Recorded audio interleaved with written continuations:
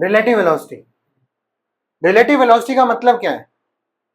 नाम से क्लियर है, किसी चीज के रिलेटिव, यानी कि मान लो आप 50 किलोमीटर पर आवर की स्पीड से गाड़ी चला रहे, ठीक है, आपका पड़ोस में एक गाड़ी और है, वो चला रहा है 40 किलोमीटर पर आवर की स्पीड से। तो आपकी जो स्पीड है उसके रेफरेंस में कितनी है? वो 40 से चला रहा है, आप 50 से चला रहे हो, तो दोनों कितने रिलेटिवली कितने उस स्पीड के डिफरेंस पे हैं? 10 के। तो ये जो डिफरेंस है 10 किलोमीटर पर आवर, ये रिलेटिव वेलोसिटी। मान लो एक ऑब्जेक्ट है, वो v1 की स्पीड से इधर जा रही है, दूसरी भी v2 की स्पीड से इधर जा रही है, let us say v2 is greater than v1। So relative velocity of v2 with respect to 1 is equal to v2 minus v1। और अगर v1 की रिलेटिव वेलोसिटी निकालेंगे with respect to v2, it will be v1 minus v2। And all these are vector quantities, right, ये सब vector है। अब मान लो दो ऑब्जेक्ट्स है, ठीक है, और मान लो आप 50 की स्पीड से जा रहे हो और साथ वाला भी 50 की स्पीड से जा रहा है, तो रिलेटिव वेलोसिटी कितनी है? 0 है। भाई आप जब दो गाड़ियां सेम स्पीड से जाती हैं तो ऐसा लगता है ना दोनों रुकी हुई है, तो रिलेटिव 0 है, तभी तो इसलिए लगता है कि रुकी हुई है। और ये जो हम कहते हैं कि वेलोसिटी 50 है या 40 है, ये किसके रिस्पेक्ट में है? ये भी रिलेटिव है। अगर हम कह रहे हैं कि हमारी स्पीड, हम 50 किलोमीटर पर आवर की स्पीड से जा रहे हैं, राइट, तो ये भी तो रिलेटिव होगी कहीं ना कहीं से। ये रिलेटिव किससे है? ग्राउंड से, ठीक है, ग्राउंड को हमने फिक्स मान लिया, उसके रेफरेंस में 50 किलोमीटर पर आवर की स्पीड से जा रहे। मान लो ऑब्जेक्ट ये ओरिजिन है, और at t is equal to 0 object 1 is at x1 0। At t is equal to 0 पर ये पोजीशन है ऑब्जेक्ट 1 की, और t इज इक्वल टू 0 पर ऑब्जेक्ट 2 की पोजीशन है x2 0, ठीक है। अब t is equal to t time पर कुछ आगे चले जाएंगे, लेट अस से ऑब्जेक्ट 1 जा रहा है v1 की स्पीड से, 2 जा रहा है v2 की स्पीड से। सो t टाइम में कितना डिस्टेंस ट्रेवल कर लेंगे v1t एंड v2t? यही करेंगे। और ये पहुंच कहां गए? ये कहीं पहुंच जाएगा, मान लो ये पहुंच गया x1t यहां पर पहुंच गया और x2t यहां पर पहुंच गया। आगे पीछे भी हो सकते हैं डिपेंडिंग अपॉन द स्पीड, ठीक है, कि किसकी ज्यादा कम है, बट लेट अस अज्यूम, ठीक है। सो डिस्प्लेसमेंट कितना हो गया? सो x1t को मैं क्या लिख सकता हूं?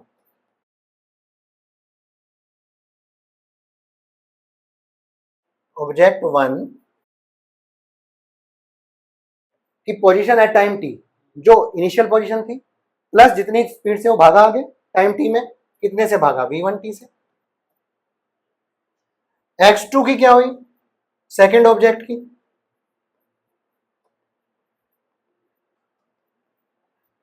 x2 0 प्लस v2t, यही हुई। अगर इन दोनों को मैं माइनस कर दूं, x2t minus x1t will be equal to x2 0 minus x1 0 plus v2 minus v1 into t, ठीक है। अब इनको भी इधर ले आऊं तो ये कैसे लिख सकता हूं? x2t minus x2 0 minus x1t minus x1 0 is equal to v2 minus v1 into T. ये ध्यान से समझो, ये क्या है?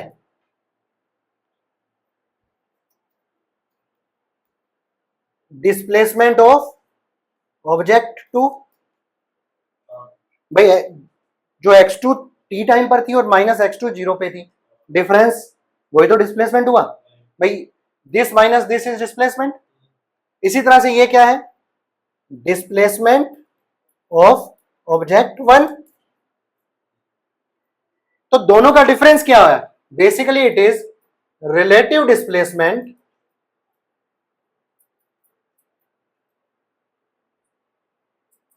Of object 2 with respect to object 1।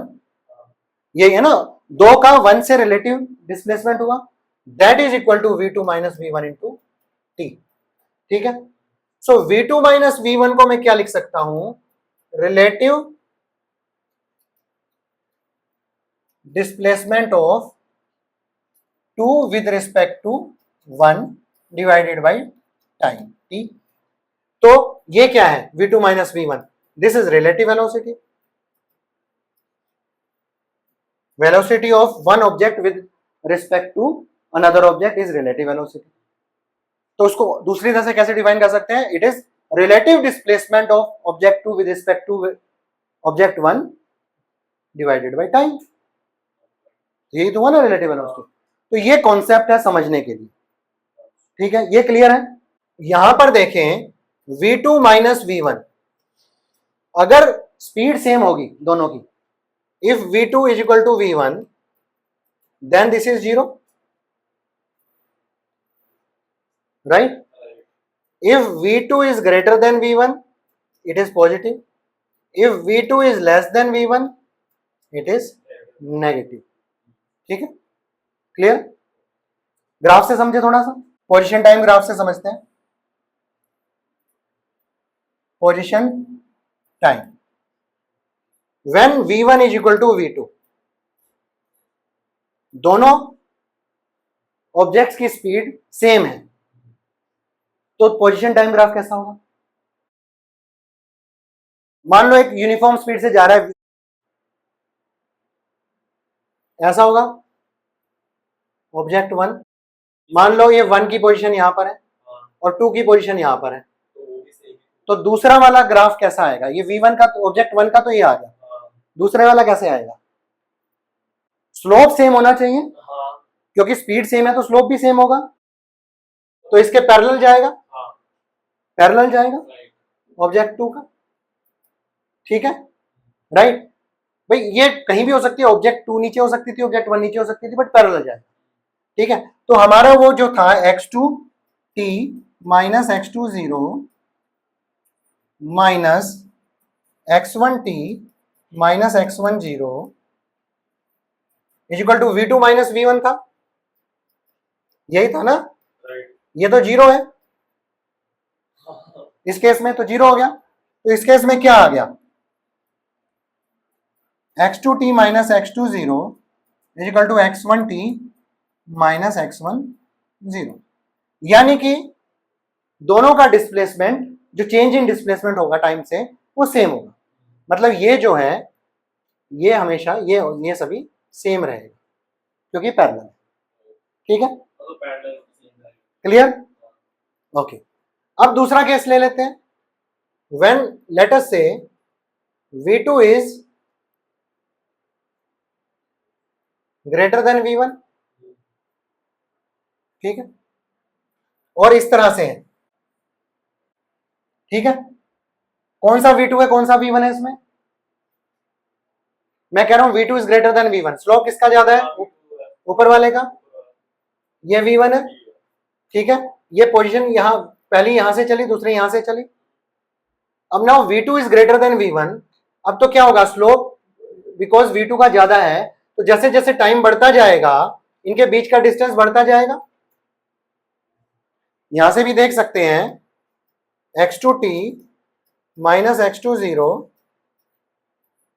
Minus x1t minus x10, ठीक है, is greater then 0 because V2 minus V1 is greater then 0। भाई ये ग्रेटर देन 0 है ना, तो ये ग्रेटर देन 0 है इस केस में। ठीक है, तो ग्रेटर देन 0 है तो ये वाला पार्ट भी पूरा ग्रेटर देन 0 हो जाएगा, इधर वाला पार्ट, तो ये ग्रेटर देन 0 होगा, तो दैट मीन्स जैसे जैसे टाइम बढ़ता जाएगा ये भी बढ़ता जाएगा। ठीक है, थर्ड केस क्या हो सकता है, V2 is less than V1, तो ये कुछ इस तरह से होगा और ये कुछ इस तरह से होगा, ये 1 ये 2। अब यहां पर V1 ज्यादा बड़ा है, ठीक है, इसीलिए ये कहीं ना एक जगह पे कट करेगा, जहां कट करेगा यहां पर ये मीटिंग पॉइंट है, यहां मिलेंगे दोनों, है ना, ठीक है, यहां पे मिलेंगे। इस पार्ट में ये पॉजिटिव होगा और यहां पर ये नेगेटिव होगा भाई, क्योंकि इस पार्ट में तो पॉजिटिव है, क्योंकि अभी डिफरेंस ज्यादा है, शुरू में डिफरेंस ज्यादा है, वो जब तक जीरो नहीं हो जाएगा तब तक यहां पर नेगेटिव हो, यहां इसके बाद ये नेगेटिव है, ठीक है। तो ये तीन तरह के इसके ग्राफ, पोजिशन टाइम ग्राफ है। अब मान लो एक है VA इस डायरेक्शन में जा रहा है, एक है VB इस डायरेक्शन में जा रहा है। So relative velocity of A with respect to B क्या हुआ, VA माइनस VB। अब क्योंकि सेम डायरेक्शन में तो नॉर्मल सब्ट्रैक्शन हो जाएगा। अगर ये ऐसे होता, VA इधर जा रहा है, VB इधर जा रहा है, तो कैसे होता, VAB will be VA minus VB, क्योंकि ये तो माइनस VB है, उल्टी डायरेक्शन में है ना, ये माइनस VB है, ठीक है ना। तो ये क्या हो जाता है इस केस में, VA प्लस VB, ठीक है। वेक्टर के केस में मैंने क्या बताया था, अगर ऐड करना हो, मान लो ये वेक्टर 1 है, ठीक है, और ये वेक्टर दूसरा वेक्टर ऐसे है, ठीक है, लेट अस से this is vector A, this is vector B। इन दोनों को ऐड करना हो तो मैंने क्या कहा था, वेक्टर A के हेड पर, है ना, ये हेड है एरो का, ये टेल है, हेड पर इस B की टेल को ले आओ, इसके पैरेलल, बिल्कुल इसके पैरेलल, ये B हो गया, और फिर ट्रायंगल को कंप्लीट कर दो, ये रिजल्टेंट हो गया।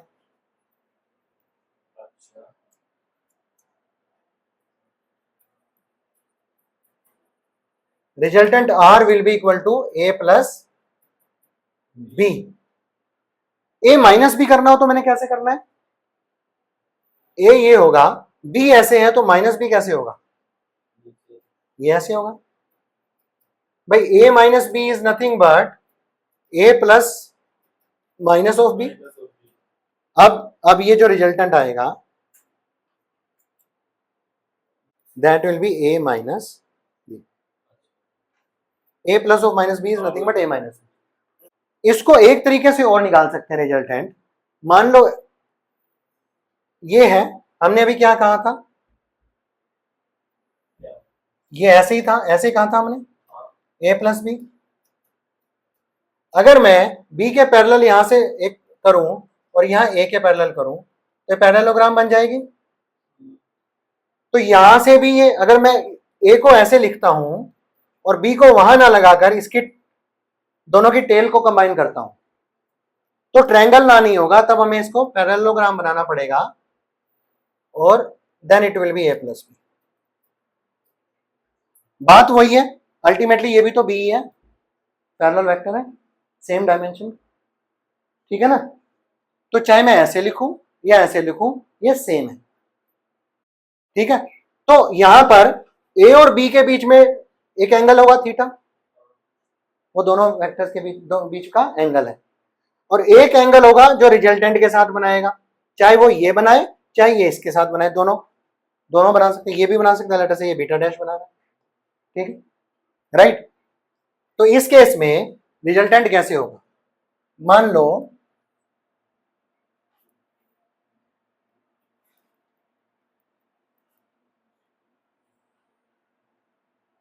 ये वेक्टर A है, ये वेक्टर B है, ठीक है, दोनों के बीच का एंगल कितना है, थीटा, और लेटर से ये बनाता है एंगल बीटा, कोई भी हो सकता है बीटा, किसी को भी आप मान सकते हैं, ठीक है। सो A प्लस B का रिजल्टेंट क्या होगा, ये R होगा, A प्लस B यही होगा। तो R का मैग्नीट्यूड क्या होगा, it will be under root of A square plus B square, A का मैग्नीट्यूड प्लस B का मैग्नीट्यूड, है ना, A square plus B square plus 2AB, ये मैग्नीट्यूड्स हैं वेक्टर्स के, cos of theta, cos of theta, ठीक है। और बीटा क्या होगा, तो यहां पर tan beta will be equal to tan beta will be equal to b बना रहा है ना इसके साथ, so a sine theta divide by b plus a cos theta. So beta will be tan inverse b plus a cos theta. A sin theta divided by b plus a cos theta. ठीक है। अब relative velocity में तो क्या है, V A minus we B होता है। भाई ये तो वेक्टर एडिशन की बात बताई मैंने। अब रिलेटिव वेलोसिटी में क्या है, let us come back to relative velocity. Relative velocity में है V A minus we B, यही है, मतलब V A plus of minus we B, यही है। लेट अस से वी ए ये है और वी बी ये है, ठीक है। माइनस वी बी क्या होगा, उल्टा, अपोजिट, ठीक है। और वी ए क्या है, इसके बिल्कुल पैरेलल खींच दो वी ए के, यही है, पैरेललोग्राम कंप्लीट कर दो, ठीक है। ये आ गया रिजल्ट, यहां से आएगा रिजल्टेंट, दोनों की टेल से उल्टा होगी, ठीक है। टेल जहां पे टेल मिली हुई है वहां से चलेगा, तो ये आर आ गया। आर क्या है, V A minus we B.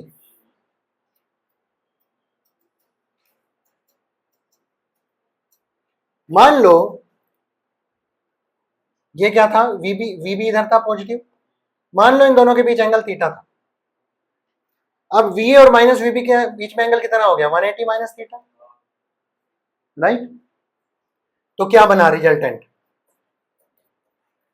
इसका मैग्नीट्यूड ऐसे लिखते हैं, वी ए प्लस वी ए माइनस वीबी का magnitude, this will be v a square plus v b square plus 2 v a v b cos of 180 minus theta, यही आएगा। cos 180 माइनस थीटा क्या होता है, minus cos theta.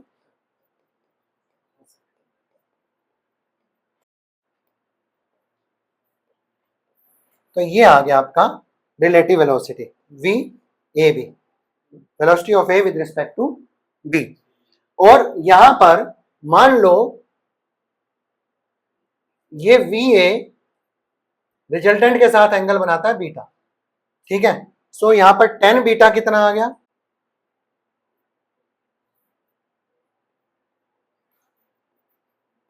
Tan beta यहां पर आया, V A जो है ये उल्टा हो जाएगा, जो पिछली बार हमने किया था उससे उल्टा हो जाएगा ए और बी की टर्म्स में, क्योंकि हमने ए ऊपर ले लिया बी नीचे ले लिया, ठीक है।